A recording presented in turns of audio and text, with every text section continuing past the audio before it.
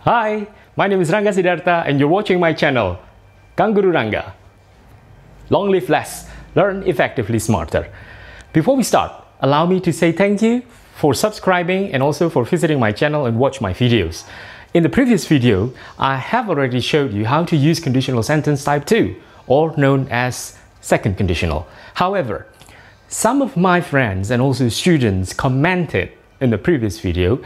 They asked me whether I could make another version of second conditional but explained in Bahasa Indonesia. So here I am. I'm going to use Bahasa Indonesia completely in order to help you understand more thoroughly about how to use second conditional. Let's start. Halo sahabat les, nama saya Rangga.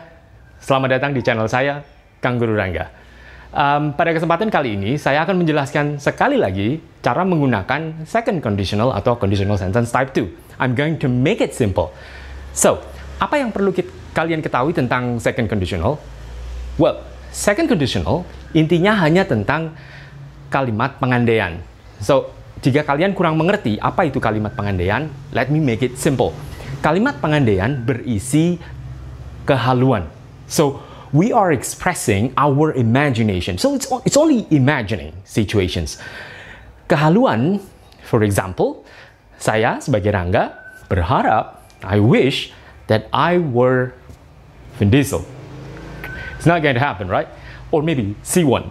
So, dengan segala kehaluan ini, kita akan belajar cara mengungkapkan kehaluan kita di dalam kalimat. Nah, di dalam bahasa Inggris, untuk mengungkapkan kalimat yang berisi pengandaian, kita menggunakan conditional sentence. Salah satu conditional sentence yang kita gunakan adalah conditional sentence 2. Kenapa? Karena conditional sentence 2 ini berisi kehaluan yang tidak mungkin terjadi pada masa sekarang ataupun di masa yang akan datang.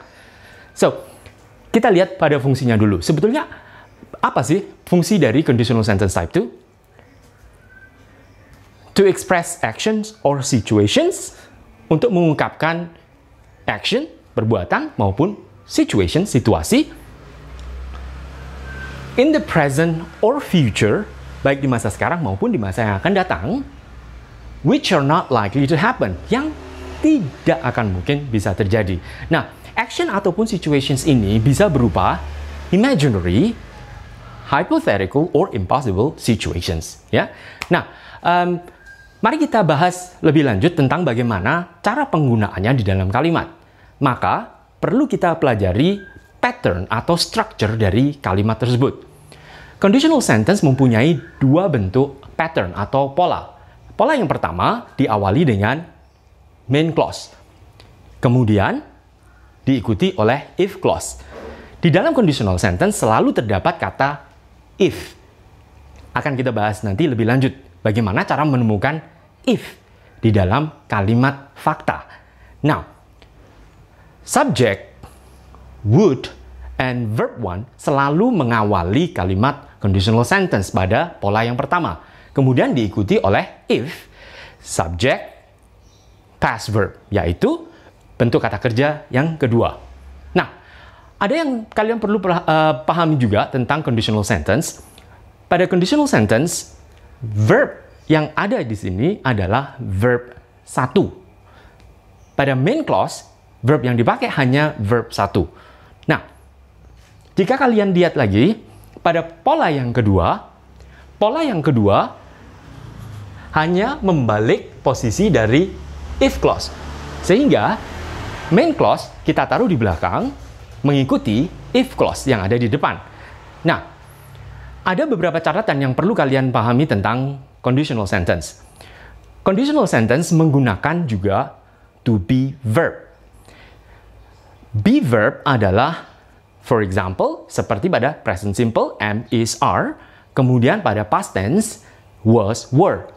Namun, be verb yang kita gunakan pada saat kita menggunakan be verb nanti di conditional sentence, hanya kata were atau to be were saja yang kita gunakan untuk menjadi kalimat conditional sentence.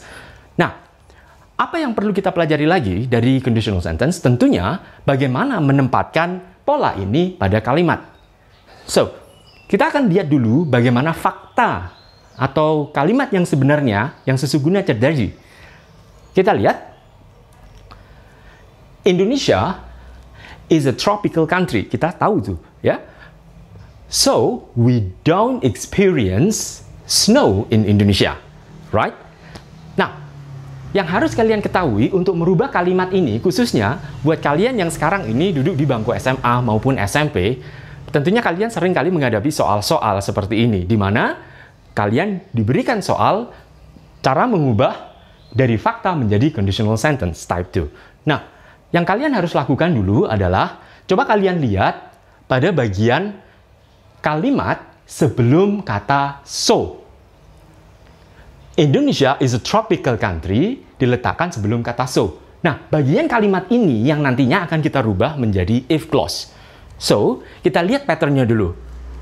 Pada if clause, kalau kalian lihat, if diikuti oleh subject past verb.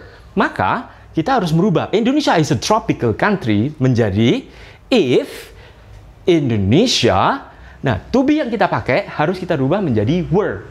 Were a tropical country. Is that enough? No. Karena bentuk fakta harus berlainan dengan conditional. Karena ini merupakan lagi kehaluan. Sehingga ini tidak mungkin terjadi. Pada bentuk conditional sentence, maka bentuk yang fakta harus positif, maka conditional sentence-nya harus dirubah menjadi negatif. Sehingga, if Indonesia were not a tropical country. Coba kalian lihat. If Indonesia were not a tropical country.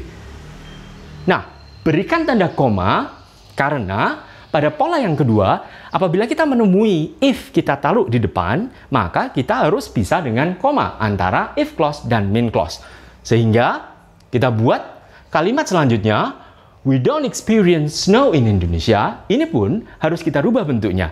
Karena kalian lihat di sini bentuknya adalah negatif, maka second conditionalnya harus dibuat berlawanan, yaitu positif. So, bagaimanakah bentuknya? Kita lihat lagi kembali kepada polanya. Subject, would, verb 1. Sehingga kalimat ini menjadi we would experience snow in Indonesia. Begitu caranya. Oke? Nah, apakah kalian bisa merubah kalimat ini menjadi bentuk pattern yang lainnya? Bisa, tentu saja. Bentuk second conditional yang saya berikan di sini contohnya menggunakan if clause terlebih dahulu. Nah, yang perlu kalian lakukan adalah merubah patternnya sehingga we would experience snow in Indonesia kita taruh di awal. Seperti ini. We would experience snow in Indonesia. Perhatikan, tidak ada koma. If Indonesia were not a tropical country. Right. In order to check your understanding, supaya saya tahu bahwa kalian benar-benar mengerti, akan saya berikan sedikit soal latihan, satu soal latihan untuk menjawab apakah kalian benar-benar memahami. Nah, coba kalian perhatikan fakta berikut ini. Good. The price of a Ferrari sports car is sky high. Sky high. Because it is built with exclusive materials. Good. Nah, sekarang coba pikirkan bagaimana cara merubah kalimat ini, kalimat fakta ini, menjadi conditional sentence type 2. Apa yang perlu kalian lakukan? Temukan dulu bagian mana dari kalimat ini yang bisa kita rubah menjadi if clause. Kalau tadi saya berikan contoh menggunakan kata so, sehingga if clause yang kalian temukan ada di kalimat sebelum so. Maka, jika kalian menggunakan kata because, kalimat yang bisa kalian rubah menjadi if so terletak setelah because. Oke, perhatikan. Setelah because. So, coba kalian lihat. Iya, betul. It is built with exclusive materials. Maka bagian ini yang bisa kalian rubah menjadi if clause. Saya beri kalian waktu. Coba kalian pikirkan bagaimana conditional sentence type 2-nya. Oke. Oh, sorry. There we go. Yes, keep going. You're right. Okay, have a look at the pattern. Coba kalian lihat pattern-nya. Good. Yeah. Okay. So, sudahkah kalian temukan jawabannya? Yes! Great! Nah, coba kita lihat, apakah jawaban kalian sudah benar? Tada! Well, bisakah kalian lihat? Good! So, second conditionnya adalah the price of a Ferrari sports car would not be sky high if it were not built with exclusive materials. Good job. Okay, everyone.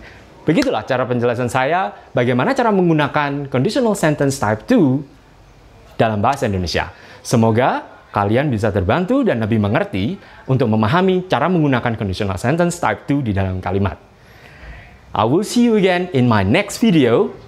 Keep tuning in to my channel, watch my video, and don't forget to subscribe. Salam les. Learn effectively smarter.